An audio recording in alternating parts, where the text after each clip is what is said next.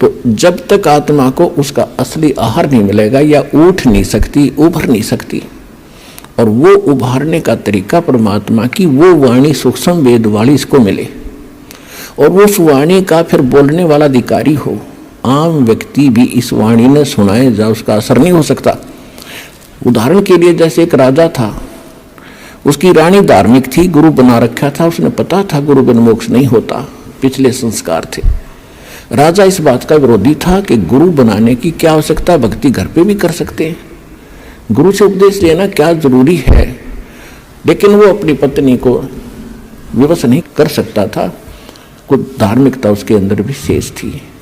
तो उसने एक दिन अपनी पत्नी से कहा कि मैं आपके गुरुजी से 2 बात करूंगा, मेरे प्रश्न का उत्तर देगा वो। उसकी पत्नी ने कहा कि सभ्यता से बात करिए, मेरे गुरुजी से आपको सब उत्तर देंगे।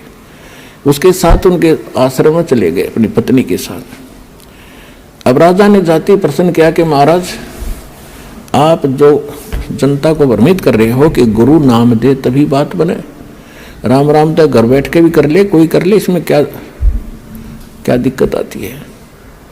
आप लोगों ने तो अपनी रोजी का जीविका बना रखी है दुनिया को भ्रमित करके। अपने आत्माओं, परमात्मा जगह जगह आते रहते हैं, अपनी प्यारी आत्माओं को समझाते रहे हैं। कहीं भी जाकर वो किसी साधु संत के रूप में कुछ दिन रहते थे, फिर चले जाते थे। वहाँ जो पुण्य आत्मा होती थी वो आ जाती थी, उनसे आशीर्वाद से धर्म पुण्य करवा कर उनको चार्ज कर जाते थे। इस समय के लिए वो भक्ति को जीवित रखना चाहते थे। तो परमात्मा यानी उस संत जी ने कहा कि राजन, एक विस्तार के साथ आपको बताना पड़ेगा। अब 2 शब्दों में इसका उत्तर मैं दे नहीं सकता, और मुझे और भी बहुत भक्त बैठे, इनसे मिलना है। मैं कभी आपके घर आऊँगा तब इसका उत्तर दूंगा। राजा ने सोचा, और अच्छा वहाँ आराम से इसका मगज चाटूंगा, वहाँ जाएगा तो अच्छी बात है, ठीक है जी। समय बता दिया कि उस दिन आऊँगा, तीसरे दिन, और इस समय आऊँगा। अब राजा इंतजार कर रहा था, और रास्ते में पहरेदारों उन जो खड़े थे सैनिक अंगरक्षक, उनको बोल दिया था कि साधु आएंगे, उनको आने देना, रोकना नहीं। स्वयं सिंहासन पर विराजमान होकर बैठा था, सामने आसपास मंत्री खड़े थे, सैनिक अंगरक्षक खड़े थे राजा के। अब जो ही संत जी वहां राजा के पास पहुंचे, वहां सैनिक खड़े थे, सिपाही खड़े थे। उन सिपाहियों से संत ने कहा कि इसे अरेस्ट कर लो, इसको गिरफ्तार करो। किसको? राजा को। राजा की तरफ संकेत कर रहा था कि सैनिकों, इसे गिरफ्तार करो। एक बार कहा, राजा ने सोचा वैसे मजाक कर रहे हैं। दूसरी बार सीरियसली कहा तो राजा ने सोचा ये तो भी बकवाद कर रहा है। तो राजा ने कहा कि सैनिकों, इसको अरेस्ट करो। इतना ही कहा था, सैनिकों ने, सिपाहियों ने उस महात्मा को चारों तरफ से जकड़ लिया।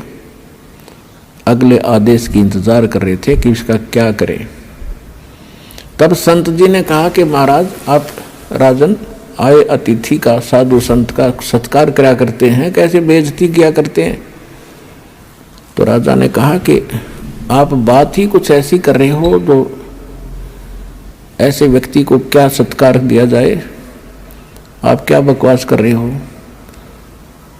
संत जी ने कहा, मैं आपके उस प्रश्न का उत्तर दे रहा हूं जो आपने परसों पूछा था मेरे आश्रम में जाके, कि गुरु जी की क्या आवश्यकता है, भक्ति तो खुद भी कर सकते हैं।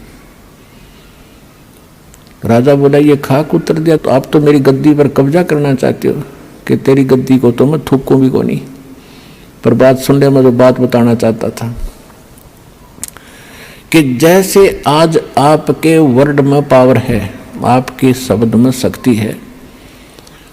मैंने वही शब्द बोला कि इसे अरेस्ट करो, गिरफ्तार करो, ये सैनिक टस से मस नहीं हुए, और आपने वही शब्द बोले इसे गिरफ्तार करो, इन्होंने 1 सेकंड की देर नहीं करी, तुरंत गति में आगे। इसी प्रकार संत की शब्द में शक्ति होती है। जो वचन वाणी सत्संग वो करेंगे उससे तुरंत असर होता है, उसको आम आदमी बकता रहो उसे कोई असर नहीं होगा। और यही कारण रहा कि आज तक इन महापुरुषों की वाणी ग्रंथ बनाकर भी लोग जाप करते रहे, इसका पाठ भी करते रहे।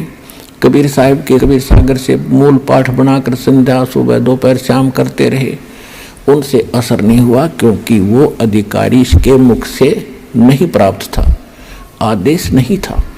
तो अब इस दास को परमात्मा ने भेजा है आपके लिए अधिकारी बना के, और complete in all respect course दे के, और अब आपका पूरे विश्व का कल्याण हो सकता है जब शरण में आके भक्ति करोगे।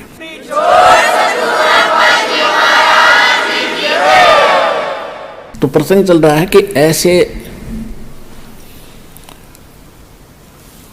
इस दास से प्राप्त मंत्र के लेने से फिर आपको विशेष लाभ होगा, और तभी ये आपकी भक्ति और आपके रोग, आपके संकट, आपके निवारण होंगे। करेगा भगवान, कबीर साहब करेंगे, लेकिन नियमित आज इस दास को बना रखा है।